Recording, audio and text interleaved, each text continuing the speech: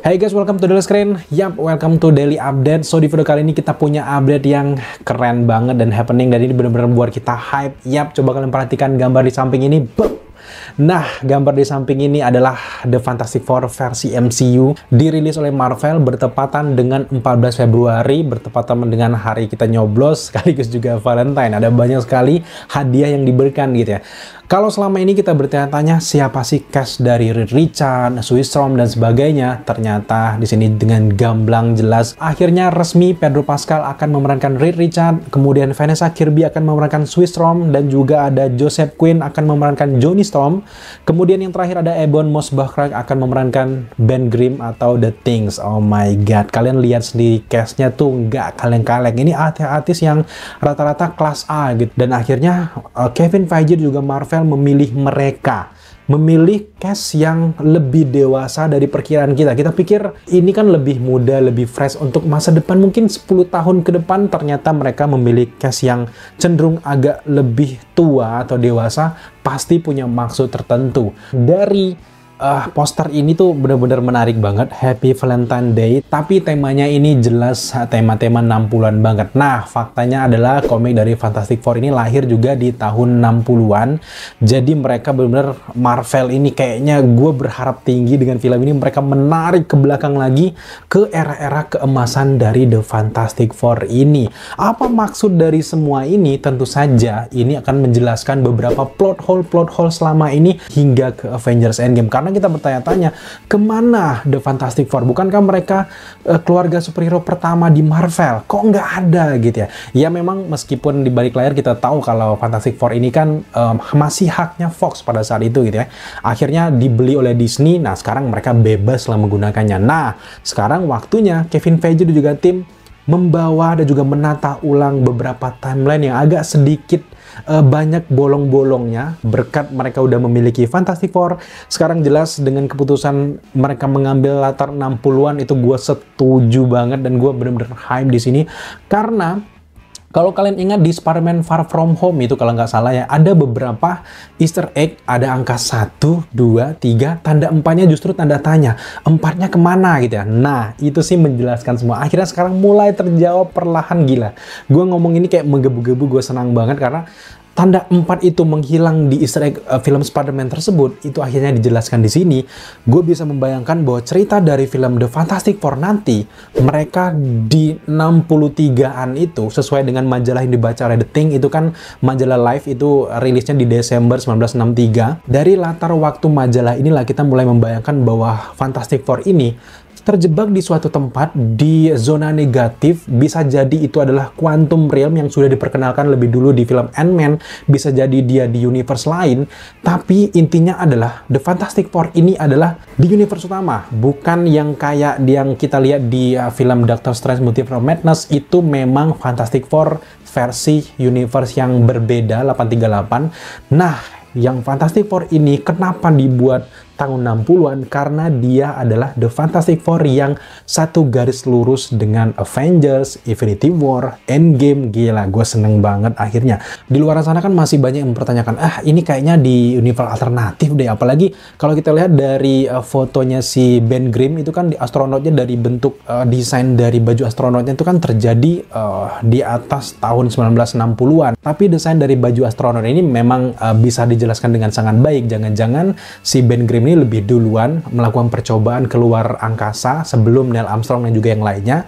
Tiba-tiba dia mengalami kecelakaan di prosesnya itu, bukannya justru keluar angkasa, tapi justru ke beberapa zona negatif. Bisa jadi itu adalah Quantum Realm. Nah, itulah yang menyebabkan mereka menggagalkan semua proyek-proyek dari astronot tersebut, yang juga menjadi cikal bakal kenapa tim dari Fantastic Four ini bisa memperoleh kekuatan yang bisa bilang kalau zaman modern itu lebih ke mitos, kayak lebih ke kayak dukun gitu, kayak kekuatan mistis, indie slot gitu, masih dipertanyakan kekuatan kayak gitu ya. Nah, termasuk mereka juga akan mendapatkan kekuatan seperti yang kita lihat di film-film sebelumnya lah, film Fantastic Four yang pertama atau yang terbaru gitu ya. Seperti itulah proses mereka mendapatkan kekuatan, cuma bedanya mereka mendapatkan kekuatan dari Quantum Realm. Gue anggap sekarang kandidat yang paling mungkin untuk mereka bersembunyi selama ini adalah di Quantum Realm, karena Quantum Realm itu menjadi titik poin tertentu yang menjelaskan kemana Kang the Conqueror di film Ant-Man and the Wasp: Quantumania, termasuk juga bagaimana orang bisa tetap satu umuran sama-sama seperti yang dilakukan oleh si Scott Lang, di mana dia di Avengers Endgame kan dia nggak menua sama sekali. Jadi ini bisa menjelaskan kenapa wajah dan juga umur dari Mr. Fantastic dan juga tim di tahun 60-an ketika nanti dia hadir di Avengers Secret Wars, wajah mereka tetap sama karena mereka selama ini terjebak di Quantum Realm, sama seperti yang kita lihat di Ant-Man and the Wasp: Quantumania. Entah dia terjebaknya mengejar seseorang atau tidak, itu akan kita lihat nanti berproses setelah mungkin trailernya dirilis. Tapi yang jelas ini masih berkaitan dengan Kang the Conqueror, masih berkaitan dengan Dr. Doom, masih berkaitan dengan Galactus. Galactus, gue anggap bahwa ini adalah proses villain pertama dari film Fantastic Four dari MCU ini, bisa saja Galactus. Karena kita lihat di sini ada robot Herbie. Herbie ini dibuat oleh Mr. Fantastic memang untuk melacak keberadaan dari Galactus. Nah, jadi gue bisa bayangkan bahwa kejadian di film Fantastic Four ini melanjutkan kisah dari Fantastic Four yang kedua. Dari situ kan setelah mereka terancam oleh Galactus, kemudian juga Silver Surfer menyelamatkan mereka, sejak saat itu mereka mulai menata dan juga berjaga diri. Jangan-jangan Galactus ini bakal datang lagi. Akhirnya mereka membuat robot ini. Ini gue berbicara soal versi live action ya. Kita nggak ngomongin soal komik, karena komik versi live action itu bisa berbeda banget jalan ceritanya sesuai dengan kemauan dari Kevin Feige dan juga Marvel. Bahkan dari cerita latar-latar waktu dari komik Fantastic Four itu sendiri, ada yang 60-an, ada yang era-era 2000-an, ada yang era masa depan, itu sangat beragam. Jadi kita ambil saja jalan tengahnya bahwa kejadian ini memang di tahun 60-an, tapi akhirnya Fantastic Four ini terjebak di Quantum Realm yang membuat mereka punya kemampuan lebih, punya hal yang pengetahuan yang lebih, teknologi yang lebih di dalam ini, sehingga mereka sedang mengejar seseorang. Kalau kita lihat di film Deadpool, ada beberapa kendaraan dari Fantastic Four yang digunakan oleh orang-orang yang kita anggap ini anak buah dari Cassandra Nova. Nah, kendaraan ini bisa saja diambil dari beberapa kejadian-kejadian yang berhubungan dengan Fantastic Four ini. Kemudian juga yang gue suka adalah ada beberapa piramid yang ada di The Void yang sampai detik ini belum dijelaskan kenapa piramid sebesar itu bisa masuk ke The Void.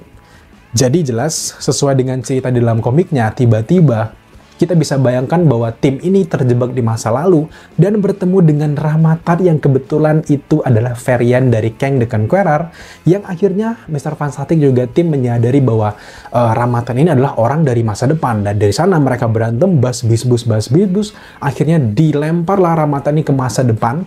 Nah, Ramattar yang versi Kang ini nantinya akan berkesinambungan dengan cerita-cerita yang ada di film-film sebelumnya. Bisa jadi itu yang Kang versi Ant-Man and the Wasp: Quantumania, atau mungkin versi Loki, itu nanti benar-benar bisa dijelaskan dengan sangat baik, sehingga benang kusut dari cerita-cerita dari Kang the Conqueror yang belum lengkap ini akan ditempel dengan cerita solo dari film Fantastic Four ini. Gue nggak berbicara lagi soal temanya lah, ininya lah, tapi gue berbicara soal teorinya lebih kemana Fantastic Four selama ini. Itu asik banget buat dibahas karena kita bisa membayangkan beberapa plot hole selama ini terjawab sudah. Kenapa di universe utama nggak ada Fantastic Four, justru Nick Fury membentuk Avengers kan? Nah, kita tahu sendiri kalau film Captain America The First Avengers itu latar waktunya terjadi di 1945-an, itu sesuai dengan latar dari Perang Dunia Kedua. Kemudian juga film Captain Marvel itu terjadi sekitar 1995-an ya kalau nggak salah, koreksi kalau salah. Nah, di jarak inilah terjadinya film dari Fantastic Four ini. Setelah uji coba dari Captain America, itu kan udah berhasil. Ada ayahnya si Tony Stark juga di sana. Nah, di dalam proses itu ada beberapa orang-orang jenius lagi yang namanya Fantastic Four ini juga melakukan percobaan. Mungkin kiblatnya tuh tetap pada percobaan yang berhasil yang dilakukan oleh Captain America. Akhirnya mereka terinspirasi untuk membuat percobaan lainnya yang akhirnya mereka menemukan sesuatu yang baru, dan sinilah yang membuat mereka alih-alihnya mungkin mereka pengen keluar angkasa, justru mereka menemukan sebuah dunia lain, negative zone, tapi tiba-tiba mereka setelah kembali justru mereka ya mendapatkan kekuatan gitu ya. Kevin Feige mengatakan bahwa Fantastic Four ini itu tidak akan berkutan lagi soal origin story. Karena semua orang sudah tahu tentang origin story, sudah basi banget gitu. Karena kita udah tahu di versi 2000-an, versi 2015 itu kurang lebih mirip. Jadi mereka hanya tinggal melanjutkan lagi aksi-aksi cerita yang ada di film-film sebelumnya. Tinggal mereka ngambil yang mana gitu ya.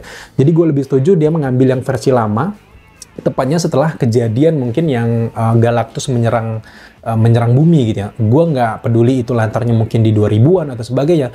Buat sajalah latarnya mungkin di 60-an, itu diceritakan bahwa Galactus itu sebenarnya hampir menyerang bumi. Untung saja Silver Surfer ini menyelamatkan bumi. Sejak saat itulah mereka membentuk Herbie, mereka lebih luasa lagi, mereka keluar angkasa untuk mencari Galactus, jangan sampai mereka memakan bumi lagi.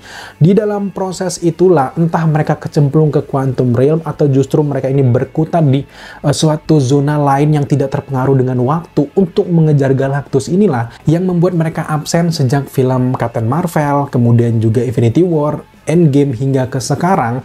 Mereka benar-benar absen gara-gara sibuk mengejar Galactus.